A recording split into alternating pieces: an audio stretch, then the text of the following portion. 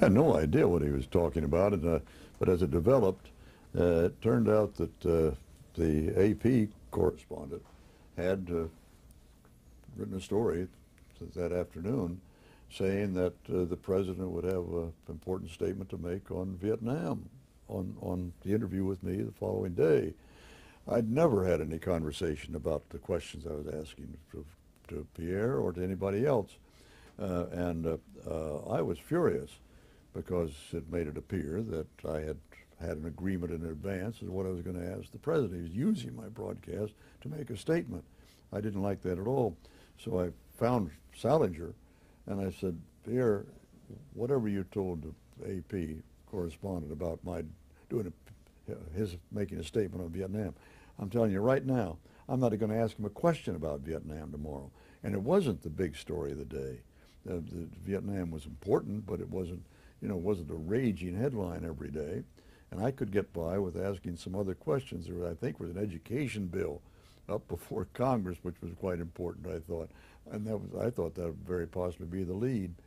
But I told Pierre, and I meant it, I'm not going to ask him about Vietnam. So you're going to be hanging out, turning in the wind instead of me tomorrow, because there's not going to be any Vietnam statement on our broadcast. He said, Walter, you're making a big mistake. He's got something important to say. I said, you made the big mistake by planting this story in advance. And we had a real knockdown drag out. The next morning he picked me up to take me over to the Kennedy house. And right away he started, Walter, you got to ask about Vietnam. You really got to ask about it. I said, I'm not, Pierre. I'm not going to ask it. You did it, and I'm not going to do it. I was really cutting off my nose to spite my face, I figured, but doggone it, my reputation I thought was more important than the broadcast, that I did not arrange questions in advance.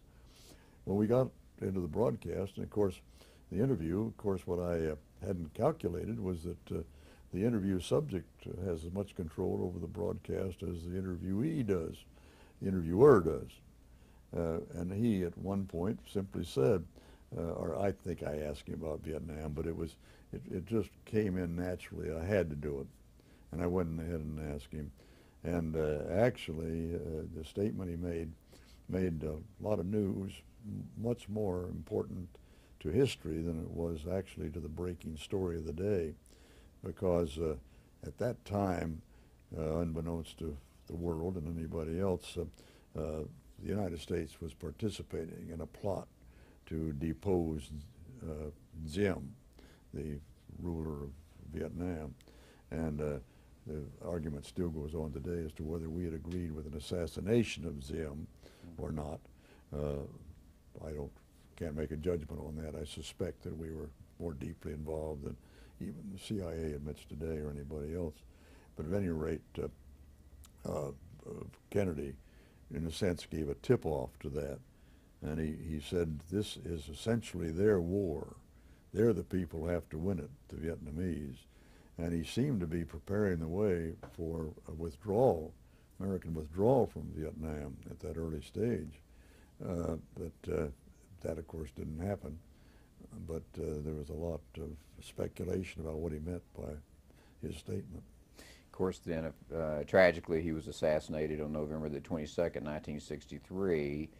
How was it that you were in place to go on the air so quickly that morning or that day?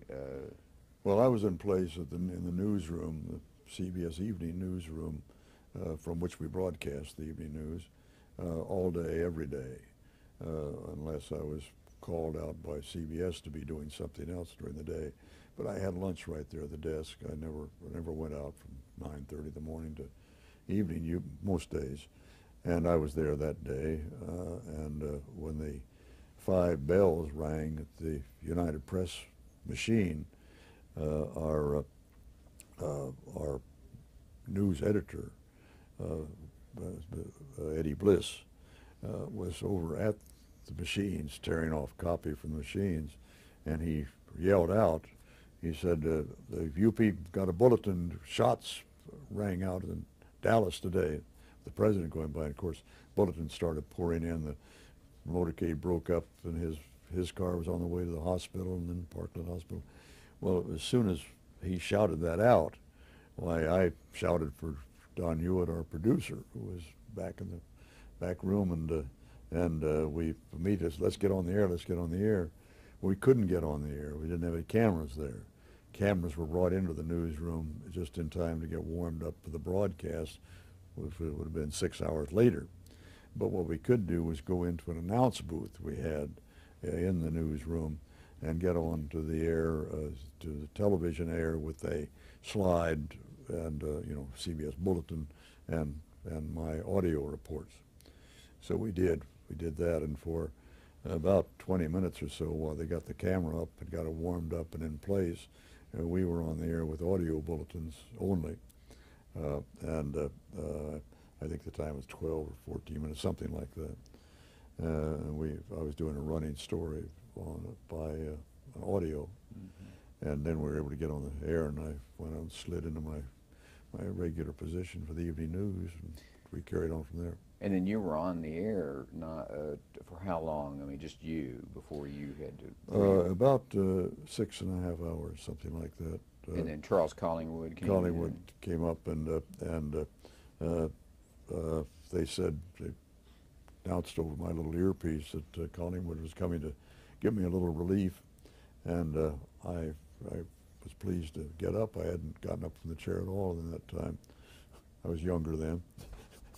And but when I did get up, I was dumbfounded to find I was in shirt sleeves. Frank Stanton had objection to shirt sleeves on the air a little earlier in a broadcast I did from Washington. I did a little 5-minute insert of noontime news, and I thought it was very clever to just be in shirt sleeves in the newsroom and just turn to the camera and tell them what was going on. He didn't care for that very much. He thought we ought to wear suits. And even that little instruction of his shows how chains of command works. It got out to Korea that everybody should wear a jacket at all times. And for some days there we had guys in the battlefield situation wearing suit jackets. Pretty ridiculous. When I talked to Frank Stanton about that many years later, and we were just reminiscing about some of the old times, I said, when you gave that order, I said, the guys started appearing in jackets out in, he said, I never gave such an order. And I said, well, it came down that you wanted every CBS correspondent always to appear in jacket. He said, I never thought that at all. He said, I think I said to somebody once, I think I remember saying, do you think it's a good idea for them to be in shirt sleeves? But I kind of liked it. And he said, I always wondered why everybody went into jackets suddenly. How funny. But it shows how a little word from on high can be taken by a lackey down below who runs with the idea that the president doesn't like it. And it got to be an order at CBS for a couple of years. Well, let's talk a little bit about Vietnam here. The time we have in 1968, of course, the year, really momentous year in the history of the country, but also in the Vietnam War. You gave a series of on-the-air commentaries about the Vietnam War. Tell us a little bit about your decision and your work in coming up with this commentary, what your thinking was, the commentary that was so important to the history of that war, actually. My commentary on the war in Vietnam was a one-time situation, not a series.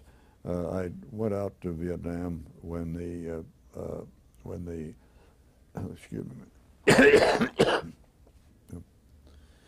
I did only one commentary on Vietnam, not a series. When the Tet Offensive broke out there, I decided I wanted to go back to Vietnam and have a first-person look. The country was terribly divided, probably the worst division of feelings in this country since the Civil War, was the Vietnam period, over whether we should be there or not. And now suddenly, after we were told that there, we could see a light at the end of the tunnel, that sort of thing, war would be over soon, we believed. Suddenly it turned out that the North Vietnamese and the Viet Cong had this great strength enough to overwhelm both the U.S. and the UN and the South Vietnam forces. and take many of the cities back and all that kind of thing. Well, I got out there. The Battle of Tet was still going on. Got up to Hue and other places, and the reason to go that Dick Salant, the president of CBS, and I agreed on was that it was so confusing to the American people that maybe, since there did seem to be a lot of trust in my broadcasting, maybe I could be helpful in saying what it looked like to me on the scene. And probably a very egotistical idea that we thought that could be important.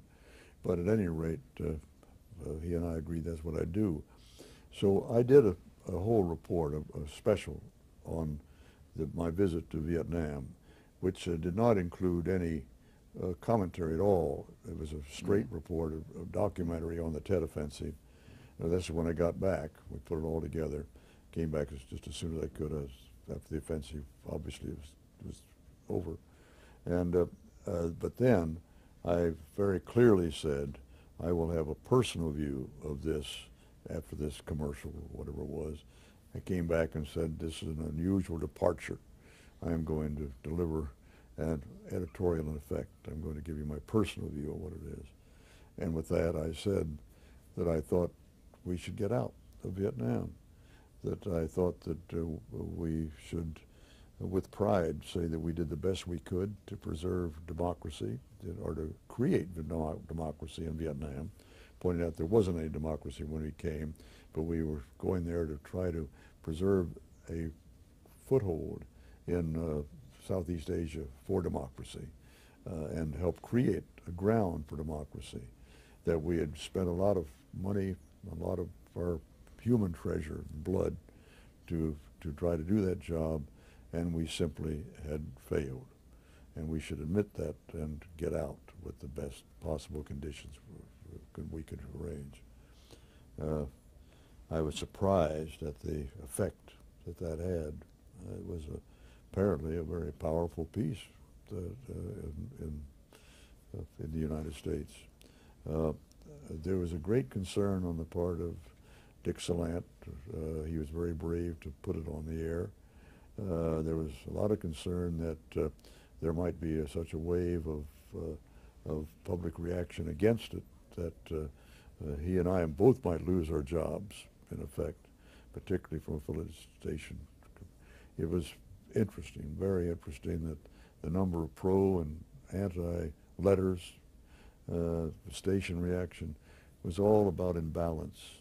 And there was not the outrage that I thought this broadcast might create. But apparently it had a rather powerful effect. Did you hear much in later years about what effect this may have had on the OBJ Johnson administration? Quite a lot of later years. I still hear it today. People who lived through that era say, thank you for helping us get out of Vietnam. I can't believe that it was that powerful, but people do remember it. And of course there was an immediate reaction in the White House that I didn't learn about for some time, but Bill Moyers and others reported that the president, who watched all broadcasts that concerned him on television sets in the Oval Office, actually, he right off the Oval Office, he stood up and clicked the set off after my conclusion, and he said, well, if we've lost Cronkite, we've lost middle America. And it was just a week or so after that he announced he wasn't going to run for re-election. I don't think our broadcast had a principal effect on that, but I think it was a straw on the back of a lot of indications that he was unhappy with the progress of the war and thought he himself ought to get out. Mm-hmm. Walter, you stepped down from CBS Evening News in 1981. Why don't you tell us why you made that decision? Well, I made the decision a couple of years in advance of that. I told Bill Leonard, who by then was the president of CBS News, that I was going to step down when I was 65, which was in November of '81. And he tossed it off like, oh, nobody ever quits job like yours, voluntarily, you don't bother me with that stuff. And several times I went back to him and said, Bill, you better start planning because I'm going to step down from the news. I had no intention of leaving CBS. I had intention of staying on doing documentaries and things of that kind for long into the future. But I wanted to get out of the daily routine. I'd been 20 years on the CBS Evening News. I had been before that all those years at CBS on daily assignments, trotting around the world. I'd been 11 years with the United Press with a deadline every minute, as we say. And I thought 65 was the time to take some time off, spend some time with the kids, family, usual thing. So I kept saying I was going to do it, and nobody paid any attention to me. And finally, I went in as we were about to turn into the year of '81, and went into Leonard and said I was going to do it. Well, shortly after that, just a few days after, he came to me and said, "Are you serious about that?" And I said, "I'm dead serious about it. I'm going to do it in November. I'm going to step down."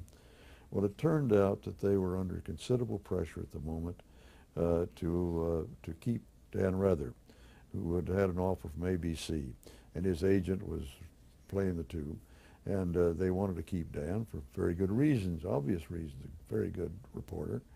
And Dan's agent negotiated for him that when I did step down, whenever that was, they didn't know any deadline for it, Dan Rather would be the heir apparent to the Evening News. And I didn't know that, but Leonard had awakened in him, hey, Cronkite said he's going to leave in November, so maybe we've really got something to negotiate with Dan's agent. And that's what they did. And they negotiated. Look, Cronkite says he's going to step down in November. So then Bill came to me and said, "Are you really sure of this?" I said, "I'm positive." And he said, "Well, then we've got your replacement. It's going to be Dan Rather." And we went on the air. They wanted to announce it right away because there had been a lot of rumors in the press about ABC and so forth. And after that happened, I think it was in January or sometime, I then went to him, and I had 3 months off a year at that time. If I had June, July, and August off. And as when in March, I think I went to Leonard and said, "Listen, this is kind of silly for me to come back in September for 2.5 months. Why don't we call this quits in June?" And they decided then to call it quits even earlier in March. And so I stepped down in March of. Why did they want to do it so much earlier? I think it was because already Dan was in the wings. It made a lot of sense. It made a lot of sense. You can't have two bosses in the thing, and I think Dan was right there in the wings, and they figured, why not just make this move gracefully now, rather than have it build up until June. Mm-hmm, mm-hmm. It didn't bother me a bit. I was delighted. I was ready to step down. The last show I did, when the cameras went off, I threw the script up in the air and said, "School's out, school's out." And unfortunately, I lost the script. I gather it was worth something. People scraped it up and later sold it. Well, let's talk a little bit about some larger kind of things, just some summing up that we do with all of our the people that we interview. You spent the majority of your career with CBS News. What changes have you witnessed in a larger sense in the news business from, let's say, 1950 until today? I mean, do you think the changes have been positive, negative? I mean, obviously there have been both, but what are some of the monumental changes in the television news Well, business? the only obvious improvement has been technological, with smaller cameras, satellite transmission, all that kind of thing. Enables us to go anywhere in the world and transmit from there, and that's a great advantage, obviously. In the textual material that is broadcast as evening news, I feel that there's been a very serious slippage It's I know why and how. I do not blame the news people for it. I blame the management for it. They're forcing the news to try to hold on to their ratings, even though the size of the pie being shared by the three conventional networks constantly shrinks. When I was doing it, I was lucky enough to be in an age, the pioneer age, when there were only three networks. There were no cable networks. There were not a great number of powerful independent stations, satellite transmission, all that sort of thing. We shared, the three of us, a 95, 97% audience. Everybody watched the networks. That little 2 or 3% were on a few independent stations around the country. Today, that percentage that the three networks share is barely 50%. By the time people see this, it may be much less than that. Cable having come along, all news networks, 24-hour news networks, improved independent stations. They've got all the advantages of the satellites now that the networks have. All of this has cut that size of the pie that the three networks have. Therefore, their individual portions are way down. Well, the network management now realize that these are profit centers in news, so they're demanding that those ratings be held up, be held up, be held up by whatever means. The management is not responsible, as the old managements were, in understanding that they had a basic responsibility to the democracy in doing news and doing it well. And today they only see it as a tail on their entertainment dog. What they're demanding is that these network news shows hold up their ratings by being perhaps more entertaining. So they've gone to all these features, your bank account and my bank account, your backyard and my backyard, all that kind of stuff.